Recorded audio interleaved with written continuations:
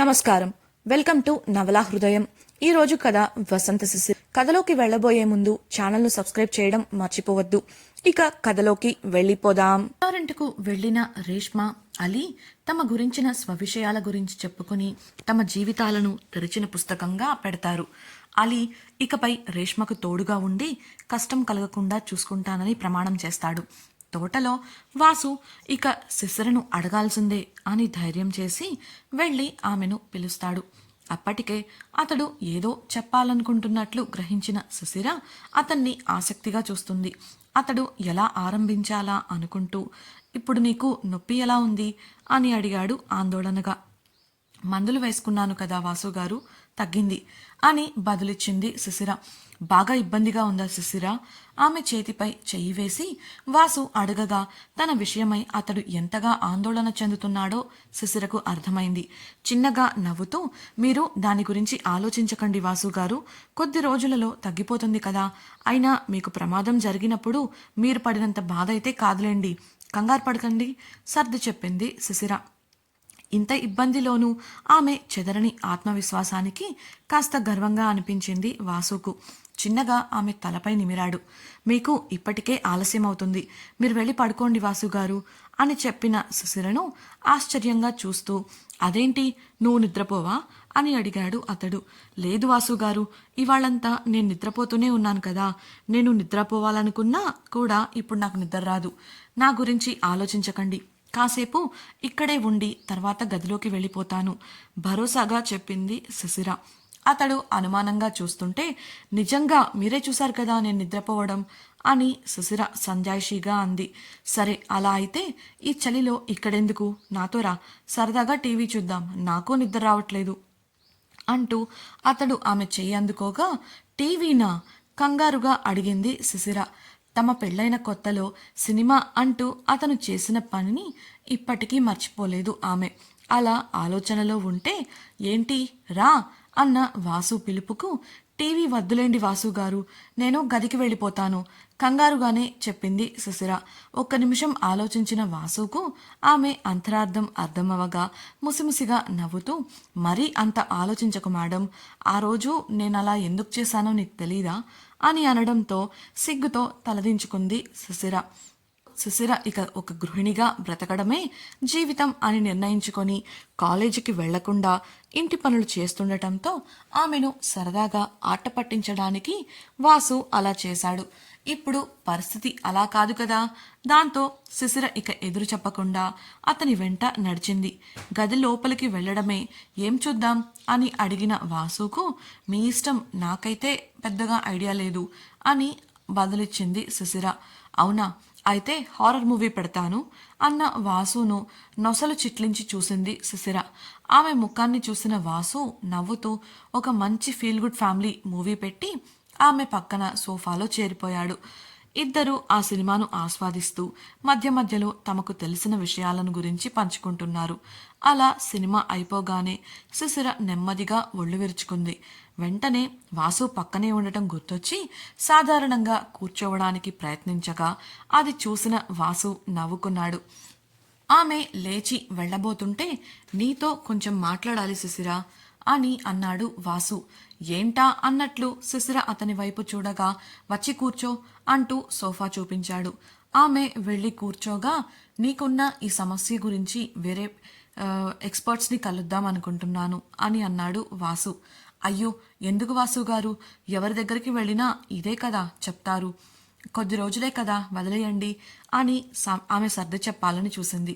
అది కాదు శిశిర, నీపై ఆ దాడి జరిగి దాదాపు 5 నెలలయ్యింది. ఇంకా ఫ్రాక్చర్ తగ్గలేదంటే ఏదో కారణం ఉండే ఉంటుంది కదా. అది తగ్గితేనే కదా నీకు ఈ సమస్య తీరుతుంది అన్నాడు వాసు. అతని మాటల ద్వారా అతడు తనకు ఆ గాయం ఆ రోజు హైదరాబాద్లో జరిగిన దాడి వల్ల అయ్యింది అనుకుంటున్నాడు అని అర్థం చేసుకుంది శిశిర.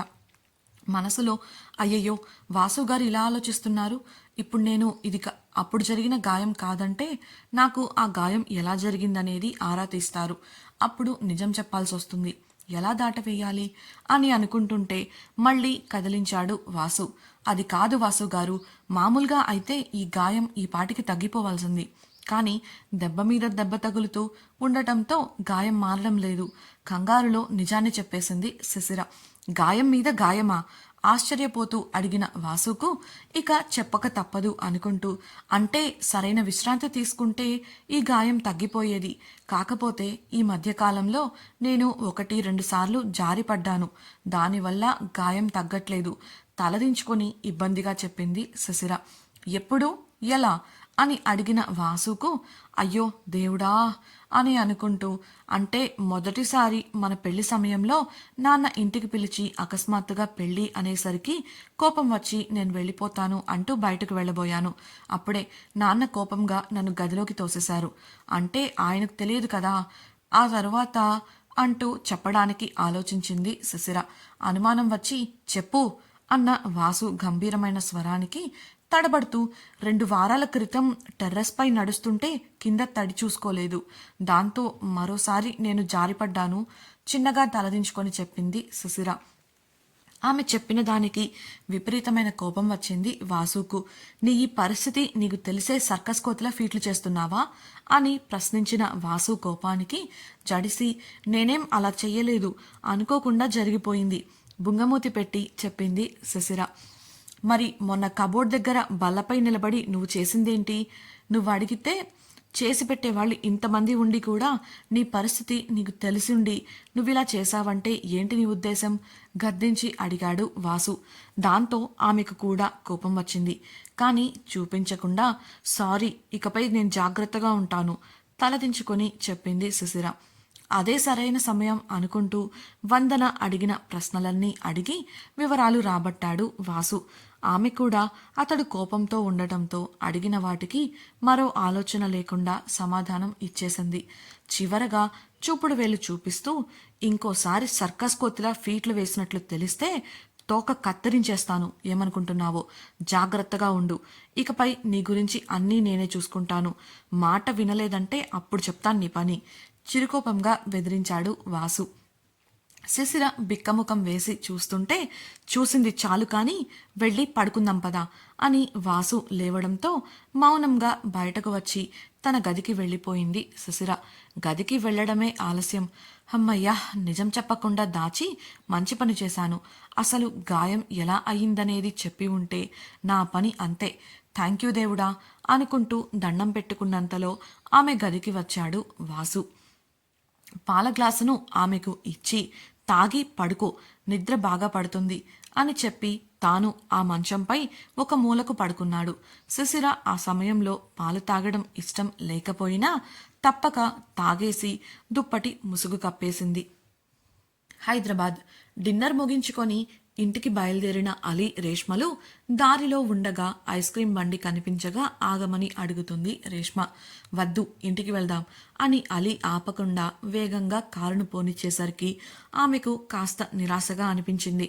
ఆమెను చూసిన అలీ నవ్వుకోగా వేగంగా పోనిస్తూ ఇంటికి చేరుకున్నారు. రేష్మ బుంగమూతి పెట్టుకొని గుడ్ నైట్ అని చెప్పి గదికి వెళ్లబోతుంటే ఆపిన అలీ నేరుగా టెర్రస్ మీదకి తీసుకెళ్లాడు. ఇక్కడే ఉండు, 5 నిమిషాల్లో వస్తాను అని చెప్పి ఆమెను వదిలి అలీ క్రిందికి వెళ్ళగా అక్కడి అందమైన దృశ్యాన్ని మైమరచిపోయి చూస్తుండిపోయింది రేష్మ. కాసేపటికి అలీ మెల్లగా అడుగులో అడుగు వేసుకుంటూ వచ్చి ఆమె వెనుకగా ఒక బౌల్ను ఆమె ముందు ఉంచాడు. అది చూసిన రేష్మ కళ్ళు వెలిగిపోగా పెదాలు చప్పరించింది. ఆత్రంగా బౌల్ అందుకోబోతుంటే బౌల్ దూరంగా పెట్టిన అలీ ఆమెను కనుబొమ్మలు ఎగరేస్తూ కొంటెగా చూస్తుంటే ఆమె సిగ్గుగా తలదించుకుంది. ఆమె చేయి పట్టుకొని అక్కడే ఉన్న టేబుల్పై కూర్చోపెట్టిన అలీ ఆమె ముందు ఆ బౌల్ను పెట్టి, ఇంకెందుకు ఆలస్యం, మొదలుపెట్టు అంటూ స్పూన్ అందించాడు.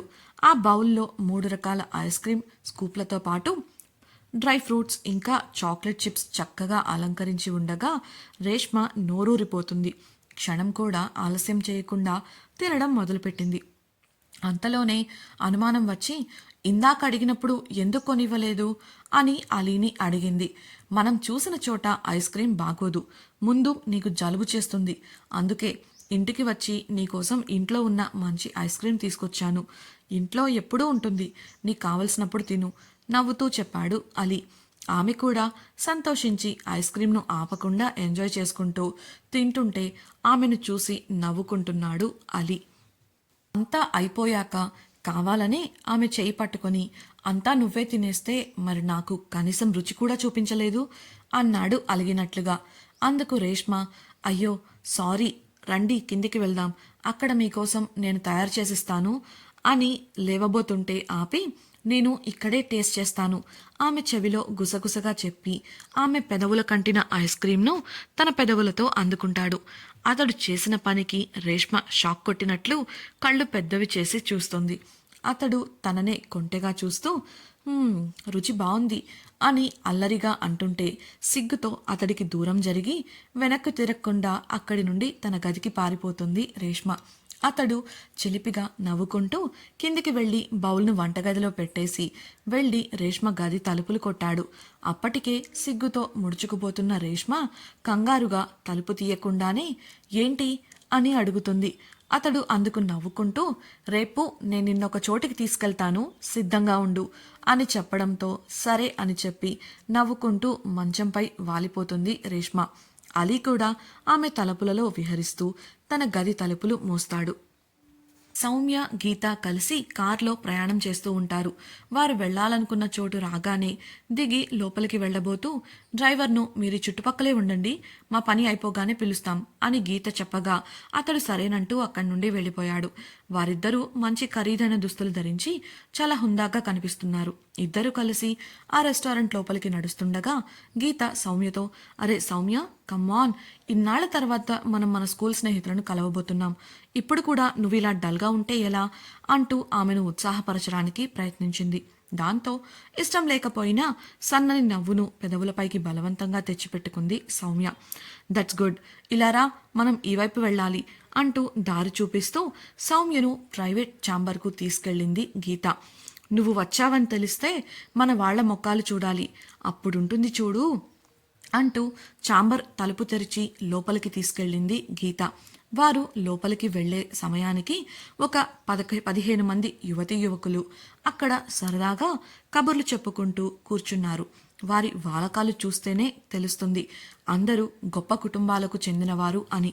వారంతా లోపలికి వచ్చిన గీతను పలకరించి పక్కనే ఉన్న సౌమ్యను చూశారు. ఆమెను చూసి చాలా కాలం కావడంతో ఎవరా అన్నట్లు బుర్రలు చించుకుంటుంటే గీత కలుగ చేసుకొని, ఉఫ్, కమాన్ గైస్, తనను మర్చిపోయారా, దయచేసి ఆ మాట మాత్రం చెప్పొద్దు అంది విసుగ్గా ముఖం పెట్టి. ఇంతలో ఆ గదిలోకి వచ్చిన యువకుడు ఆమెను చూసిన వెంటనే, సౌమ్య, నిన్నిక్కడ అస్సలు హించలేదు, ఎంతకాలమైంది చూసి అని అంటూ వారి దగ్గరకు వచ్చి నిలబడ్డాడు. దాంతో వచ్చింది సౌమ్య అనే విషయం అక్కడున్న వారందరికీ అర్థమైపోయింది. దాదాపు 6 అడుగుల ఆజానుబాహుడు అతడు. అందంగా ఉండి చూడటానికి ఆకర్షించే వర్చస్సుతో ఎంతో హుందాగా ఉన్నాడు అతడు. అందరి చూపు అతడిపై ఉంటే అతడి చూపు మాత్రం సౌమ్యపైనే నిలిచిపోయింది. ఆమెపై అంతులేని ఆరాధనాభావం కనిపిస్తుంది అతడి కళ్ళల్లో. ఇంతలో ఆ గుంపులో ఎవరో, అంటే తను సౌమ్య, వావ్ అని అనగా ఇంకొకరు, చూసారా, మనం ఎవ్వరం గుర్తుపట్టలేదు కానీ అనిరుద్ గాడు సరిగ్గా గుర్తుపట్టేశాడు, అది అనిరుద్ అంటే అంటూ వెళ్ళి అనిరుద్ భుజం తట్టాడు. ఆ మాటలు ఏవీ పట్టించుకోని సౌమ్య మౌనంగా వెళ్ళి గీతతో పాటు కూర్చోగా మిగతా అమ్మాయిలు వారి చుట్టూ చేరిపోయారు. ఒక అమ్మాయి మాట్లాడుతూ, సౌమ్య, నన్ను గుర్తుపట్టావా, నేను మిన్నూని అని తనను తాను పరిచయం చేసుకుని, నిన్ను చూడటం చాలా సంతోషంగా ఉంది, నువ్వు అప్పటిలానే చాలా అందంగా ఉన్నావు, నిజానికి అప్పటికన్నా ఎక్కువ అందంగా ఉన్నావు అంది ఉత్సాహంగా. సౌమ్య చిన్నగా నవ్వి థ్యాంక్స్ చెప్పగా మిగతా వారంతా తమను తాము పరిచయం చేసుకున్నారు. సౌమ్య మొహమాటంగా వారితో మాట్లాడుతుండగా అందరూ భోంచేద్దాం అంటూ ఒక యువకుడు పిలవడంతో అందరి కోసం ప్రత్యేకంగా ఏర్పాటు చేసిన డైనింగ్ టేబుల్ వద్దకు చేరుకున్నారు అంతా. సౌమ్య వచ్చిన దగ్గర నుంచి చాలా నిస్తేజంగా ఉండటం గమనించాడు అనిరుద్.